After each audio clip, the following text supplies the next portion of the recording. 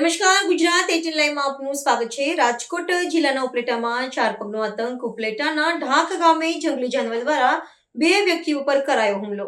ઢાંક ગામેથી નિતેશભાઈ ધામી અને તેમના મિત્ર સરપંચ સંજયભાઈ લુણસિયા મેલડી માતાજીના દર્શને જતા હોય। નિતેશભાઈ ઉપર અને સરપંચ ઉપર કોઈ અજાણ્યા જંગલી જાનવર સરપંચના જણાવ્યા અનુસાર નાયડુ નામના જંગલી જાનવર દ્વારા હુમલો કરતા સરપંચને સામાન્ય ઈજા, જ્યારે નિતેશભાઈને ગંભીર ઈજાગ્રસ્ત।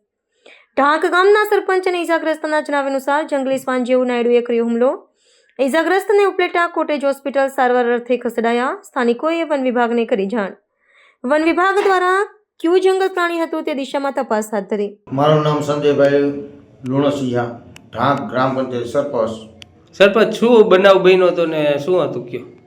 અમે મારા મિત્ર માજી સરપંચ એમના દીકરા અમે ગામમાં બેઠેલા હતા। એમને કીધું હતું કે મારી માનતા એને રાખેલી હતી કે મેલેમાના મંદિરે આપણે જાય, તારી માનતા છે। આ 6 મહિના થયા હું સરપંચ થયો, એની માનતા હતી, અમે ત્યાં દર્શન કરવા જવાના હતા।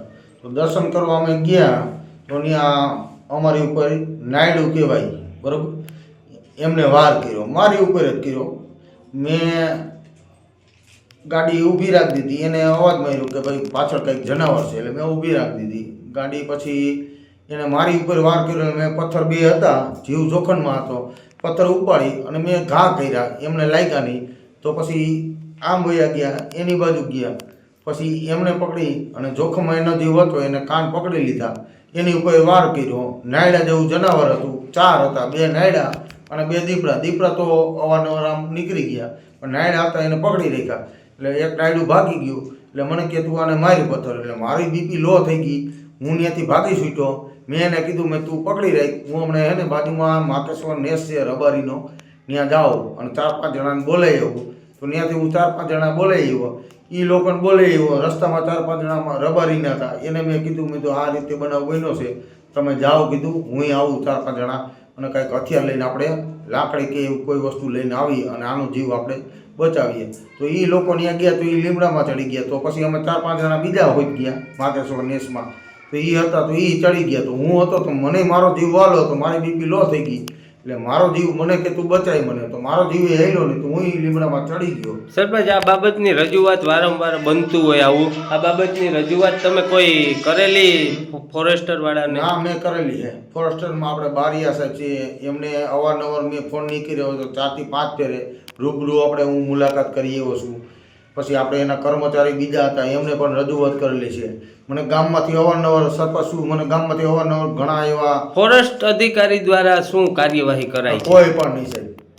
તો તમારી શું માંગ છે? માંગ તો હવે આમાં શું, જીવ જોખમમાં છે, માકેશ્વર નેસ છે, ત્યાં નાના નાના બચ્ચા છે, દીકરીઓ બહેનું બધા રસ્તામાંથી અવારનવાર જાય છે। અત્યારે ત્યાં કેટલી બહેનું પોલીસ દળ આપણે આવે છે તો દોડવા આવતી હતી, તો એ લોકો ત્યાં દોડવા જતા તો મેં એને કીધું બેન દીપડા કે જરાક એવું કોઈ વસ્તુ છે તો તમે કીધું તમારો જીવ બચાવો। તો એ બહેનું મારી હતી, એ હળી કાઢીને ભાગી ગયું, અમારી બાઇકની હારે એ અમારી હારે હોતી।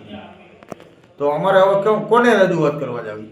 ફોરેસ્ટ દ્વારા કોઈ જાતની કામગીરી કરવામાં નથી આવતી? મેં એને રજૂઆત કરી તો સાહેબ આમાં તો એવું હોય કે આપણે રજૂઆત કરી, તેને એમ કીધું કે આપણે 1 દિવસ પિંજરું રાખવાનું હોય, 1.5 દિવસ રાખવાનું હોય। ગામ તરીકે મને ઘણા એવા ખેડૂતો રજૂઆત કરી હતી કે ભાઈ આપણે અહીંયા પિંજરું મેલાવો, દીપડા આવે છે, ઘણા એવા જનાવર આવે છે, પણ આપણે કોઈ જાતનો સાથ સહકાર મળ્યો નથી। આ તાલુકાના આરએફઓ દ્વારા જો કામગીરી ન કરાતી હોય તો તમે ઉપર ક્યાંય રજૂઆત કરેલી? જરૂર પડે તો સાહેબ આપણે બધું કરશું, બરાબર, જિલ્લામાં જશું, ગાંધીનગર જશું, અને જરૂર પડે તો અન્ય ક્ષેત્રો આપણે ત્યાગ કરી દઈશું। નિતેશભાઈ મોહનભાઈ ધામી, કયું ગામ? ઠાક। શું બનાવ બન્યો હતો? આ અમે મંદિરે દર્શન કરવા જતા હતા ને મેરડીમાંના, એ ત્યાંથી ગામમાંથી 2.5-3 કિલોમીટર થાય, તો ત્યાં મંદિર પાસે હજી તો પૂગ્યા નહીં થાય, આ દીપ ઓલા જરાક નહીં નાયડા જેવા છે ને, એ સીધા સરપંચ પાસે હુમલો કર્યો। તે મેં પડકારો માર્યો ને તો મારી બાજુ થોડી પીડા હતી, મેં પકડી રાખ્યું પોણી કલાક એને। ઓલા બધા આવ્યા માણસો દુનિયાના, પણ કોઈ છોડાવવા ના આવ્યા, બધા પીપર્યું એને લીમડાવે ચડી ગયા। પછી શું થયું? પછી મેં એને ઉપાડી અને ત્યાં આ અવેડા હોય ને, અવેડા ત્યાં કુંડા, અવેડોનો કુંડો છે મોટો, તે ઉપાડીને એમાં નાખીને ધોળીને ભાગ્યો ને હું ઝાડવે ચડી ગયો। ક્યાં ક્યાં જગ્યાએ તમને બટકા ભરેલા? આ હાથમાં બટકો ભરેલો હે. પછી તમે આ બાબતની રજૂઆત ફોરેસ્ટ વાળાને કોઈ દી કરેલી? આ ફોરેસ્ટ વાળાને સરપંચે એને કરેલી છે કે આપણે કહેતા હોય ને કે ત્યાં અને આ હડકાયું આ છે ને આ બટકા ભર્યા એ લગભગ હડકાયું જ હતું. 2-3 દી ત્યાં તો ઓલા કહેતા હતા માલધારીઓ ત્યાં આવે ને એ કે હડકાયું છે એ કે તો એ કે આજ બટકા ભરી ગયું છે એ કે